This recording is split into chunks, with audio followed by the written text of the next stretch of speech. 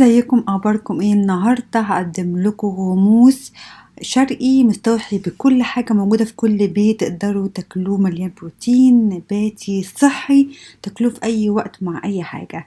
تعالوا نشوف الطريقه.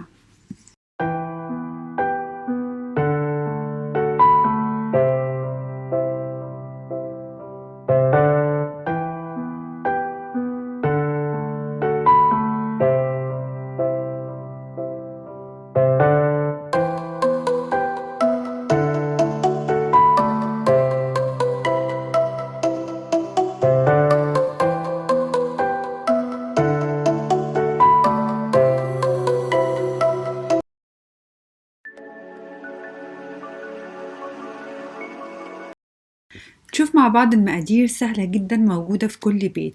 هنستخدم كوباية من كل حاجة، يعني أي كان مقاس الكوباية بتاعتك يكون كلهم بالتساوي. كوب بسلة أنا بستخدمها مفرزة، فول الحراتي أو فول النابت الأخضر مفرز، وكمان بستخدم الحمص المسلوق اللي بيبقى في علب، وممكن طبعا الحمص البيتي المسلوق في البيت يكون طبعا أفضل.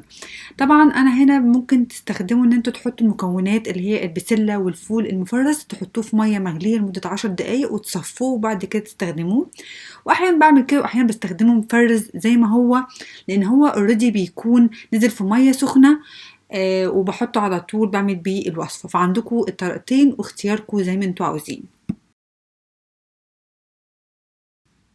هنا هضيف كل الخليط او كل المقادير، كوبايه بسله وكوبايه الفول والحمص، كلهم في محضرة الطعام أو الكيتشن ماشين. تقدروا تستخدموا أي محضر طعام بتحبوه، ممكن في الخلاط، لكن ممكن يغلبكم شوية. لو خلطكم قوي عادي مش هيغلبكم.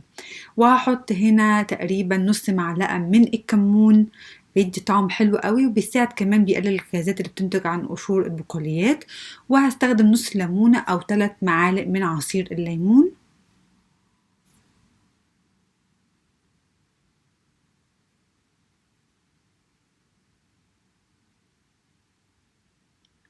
هستخدم هنا فصين من الثوم تقريبا متوسطين، مش كبار قوي مش صغيرين قوي. وهستخدم معلقة طعام من الطحينة وهي زبدة السمسم. وهستخدم هنا نص معلقة من الملح الخشن.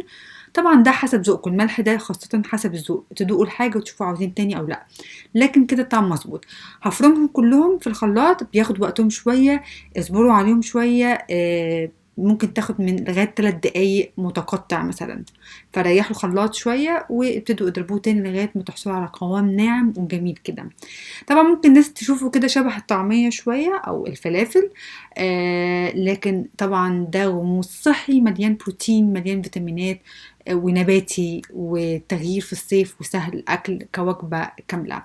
أنا هنا بس غرفته في طبق، انتوا مش متخيلين سهل ازاي تعملوه في لمة عيلة بتتفرجوا على فيلم جعانين. ممكن تبقى طبق سلطة جنب أكل تاني، أو ممكن يبقى وجبة رئيسية، أو ممكن نحطه في الساندوتشات وعليه حاجات تانية، أو فراب عيش تورتيلا مع فراخ مثلا، أو حاجات نباتية، حاجات مشوية. شوفوا ريحكم.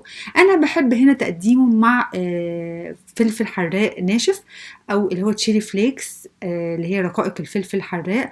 ممكن تستخدموا زي ما انتوا عاوزين، ممكن تستخدموا هريسة، ممكن تستخدموا سمسم، حبة البركة، شوفوا انتوا بتحبوا ايه. و كده بقدمه، بعمله طبعا كده شويه بالمعلقه زي ما انتوا شايفين عشان يدي شكل كده حلو، وتقدروا تاكلوه بالهنا والشفا. كمان هضيف شويه حاجات وهوريكم انا هاكله ازاي كوجبه اساسيه عشان كنت جعانه. هنا انا هستخدم عليه زيت زيتون حوالي تقريبا معلقه شاي صغيره. خلي بالكم من المقاسات، انا بس عشان عارفه بحط قد ايه، انتوا قيسوا بالمعلقه لو انتوا لسه ما بتعرفوش تحطوا قد ايه، يعني عشان ما تزيدش منكم قوي وتزيدوا سعرات حراريه زياده عن اللزوم. لكن كمان الزيت بيدي طعم حلو وبيدي فوائد حلوه، فبس خلي بالكم من من الكميات يعني. وهنا هستخدم نص رغيف اسمر من العيش العربي او البلدي، حمصته في الفرن مع شويه ملح، ما ضفتش ليه اي حاجه لان هو حطيته في الفرن. وهنا هاكله كوجبة رئيسية مع الوجبة الجميلة دي كوجبة غدا.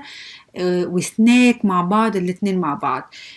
طعم وريحة تجنن، تقدروا تاكلوها بخيار بجزر، تقدروا تاكلوها زي ما قلت لكم جنب حاجة أو في ساندويتش أو لوحدها، وتقدروا تخزنوها في برطمان يكون محكم أو علبة تكون محكمة الغلق في التلاجة من يومين لثلاث أيام، تفضل معاكم طازة جدا.